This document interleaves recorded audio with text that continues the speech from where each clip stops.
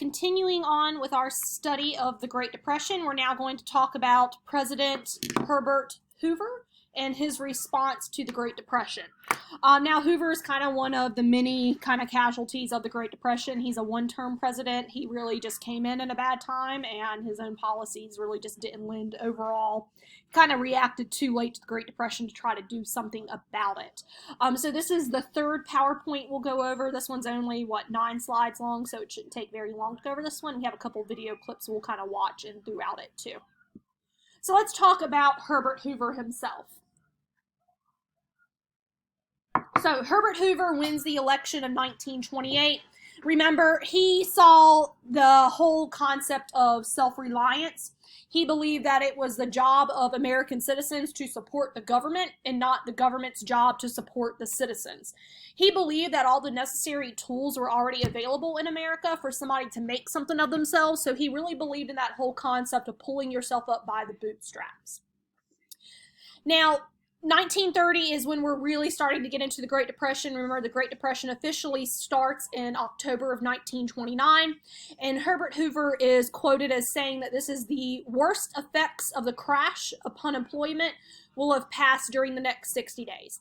He's essentially saying that this depression that we are in is going to be short-lived, and within 60 days, the Great Depression is going to be over. Oh, little did he know. That is definitely not going to be the case. This depression is going to last for several more years.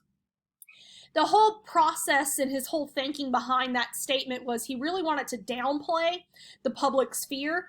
He wanted to avoid more of the bank runs and bank closings. He wanted to kind of hold off businesses laying off employees. And he's doing this by downplaying the Great Depression itself. He's making it seem like it's not that bad in hopes that Americans will believe him and then they'll go out and spend money. And it's the whole thing that he's trying to promote is if we get people to spend money, then the economy is going to recover. He's really neglecting one big thing, though. People don't have money to spend. Hoover really truly believed that the government should not step in to help individual people. He believed that that's going to be the state government. He did not believe that the federal government should step in. So if Herbert Hoover were alive today, he would think that the federal government should not be promoting welfare or Social Security or Medicare or Medicaid. He would believe that's something that the state government should be doing. The federal government should not have any part in something like that. So, what does Herbert Hoover do? In 1931, Herbert Hoover actually starts to do some things, though. And his big stuff that he's going to do is he's going to go on a massive public works spree. So, essentially what I mean by public works is that he is going through and... He's going through and he is using federal government money to do government finance building projects. So this would be like roads and bridges, that type of stuff. That way people could have jobs, and then with those jobs they can use it to pay their bills and buy things. The downside to this, though, is Hoover's public works stuff, it's not enough. 25% of the American population is unemployed, and that's looking at the American population as a whole. If we were to look at different demographics like based upon race or ethnic background, African Americans, 50% of African Americans were unemployed at this time frame. So the types of public work projects he's doing are really small scale that don't require a whole lot of labor. So he's not creating enough jobs to try to stave off that unemployment rate and to get people jobs so that they can go and spend money. And really the other thing is the American public is honestly just not happy with Hoover. So far since his tenure in office starting in 1928, he just hasn't been doing a whole lot. So what happens is in 1930,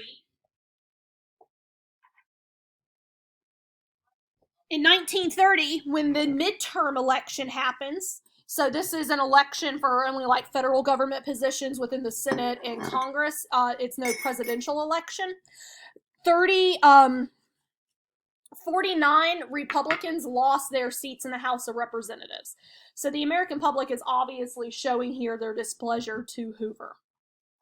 Hoover then sets about trying to rescue the banks, but the big thing I want you to really get from this whole 9-slide PowerPoint on Hoover is what he does. It's honestly too little too late. He doesn't do a whole lot in the end.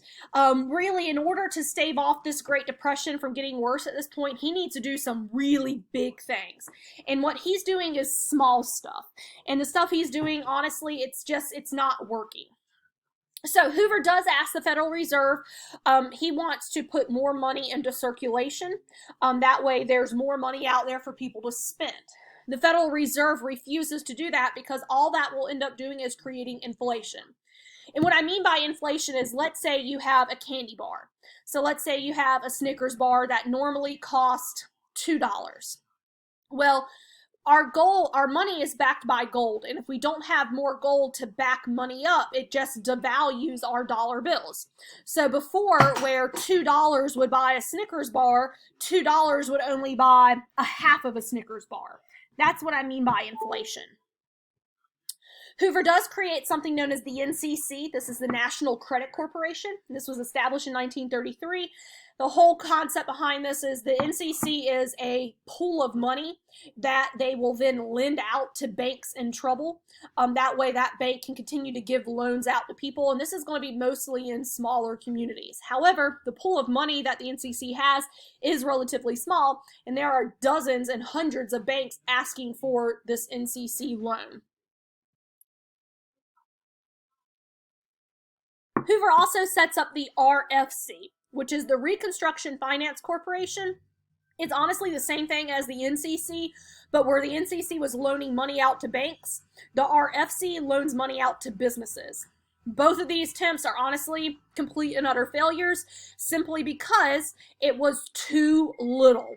It wasn't enough money in these two corporations to do much of anything because there were so many people asking for it. So the economy continues to decline. Again, Hoover does not believe in helping citizens directly. So he strongly opposes the national government stepping in to offer relief, which would be like money given directly to people. So think of it this way. With this coronavirus stuff going on right now, we should be getting checks coming out soon to individuals of approximately $1,200 straight from the federal government as a way to try to stimulate our economy with what's happening. Hoover would be completely against this. He does not believe the government should just give money to individuals. He believes that the government could do something like create jobs so an individual can go out, get a job, and work for the money, but you just can't give what he would consider a handout to the American people. By 1932, though, state and local governments, they are also running out of money. So it's not just individuals in the federal government and the stock market. People are running out of money, honestly, on every single level of society. Government, society, political, all of this, it's running out of money. Congress passes something known as the Emergency Relief and Construction Act. This is a law that's going to call for $300 million in emergency money to be given to states. That way they could then disperse that money to either citizens or public works projects. This is going to lead us to our hunger marches. So what happens is, in 1931, food is also becoming scarce in this time. And in 1931, there was essentially a riot pretty much took place. Oklahoma City, 500 residents, they're hungry, they're starving. They begin to loot grocery stores, and there were numerous amounts of people that were injured or in some cases even killed. So this doesn't just happen in Oklahoma City, though. This is happening all across the nation. Crowds begin to gather together at rallies to protest, and they became known as hunger marches.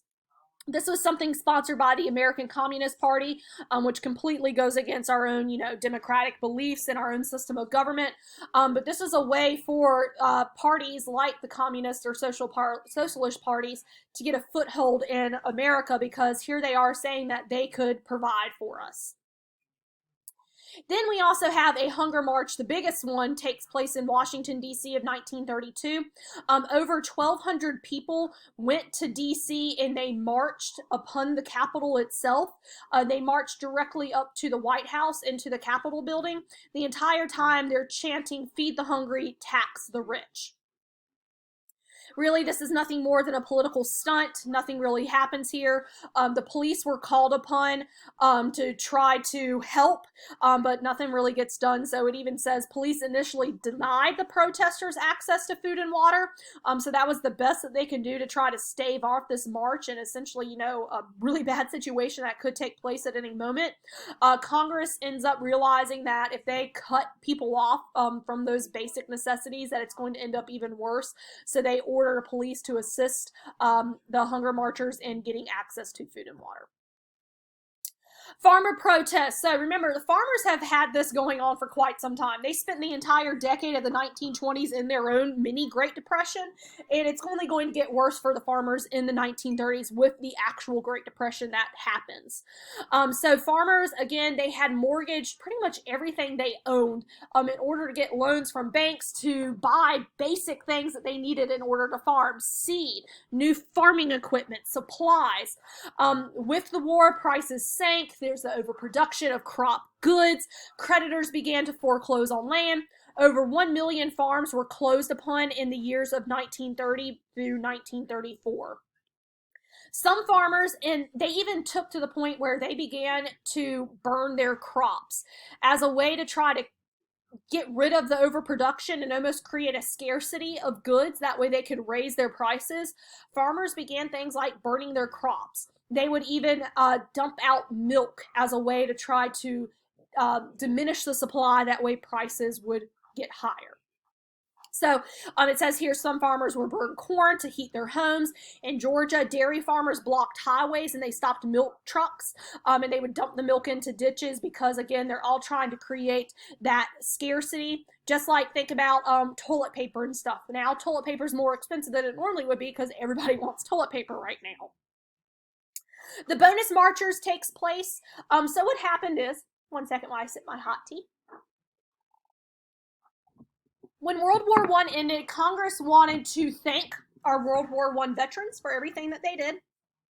And so they gave them a bonus. They said in 1949, every single World War I veteran that is still alive will receive a one-time $1,000 bonus check for their service to the United States during World War I. In 1931, House of Representatives member Congressman Wright Patman, he introduced a bill that would essentially bump up this $1,000 payment to now, because he realized that people needed this money. We've already allocated this money to World War I veterans. Instead of waiting to 1945, why don't we just go ahead and give it to them now? Veterans, of course, loved this. They wanted this to happen, so they marched to Washington, D.C. as a way to show their support for Patman and to try to pressure Congress into passing this bill. They became known as the Bonus Army. Sad thing is, though, that this bill ends up failing. It doesn't go through. The Senate voted it down, and these veterans are angry. Hoovervilles is something that we'll talk about in a little bit, too, but essentially a Hooverville is nothing more than a shanty town. People all across the nation lost their homes, lost, honestly, everything they owned in the Great Depression, and they began to live in what they called Hoovervilles. This is little, like, essentially you're living in a camping tent, or you're making, like, you know, a shelter out of cardboard boxes or scrap metal or pieces of wood that you find. So over 15,000 people came to Washington, D.C. They set up a Washington, D.C. Hooverville as a way to show their support for the Bonus Army, and the Bonus Army people were in it itself. In the end, what happened is Hooverville, they did not look good.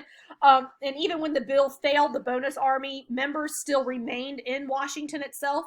Hoover ordered the Bonus Army to get torn down, or sorry, not the Bonus Army, the Hoovervilles to get torn down, but he also ordered vacant buildings within D.C. to get cleaned out, and he allowed people to go and stay in there. But the Army ignored the request, and they just came in and wiped the whole place out. Okay, so that's Hoover and his response to the Great Depression. So we were able to do this all in one video, and we'll continue on with our next set of notes in another video.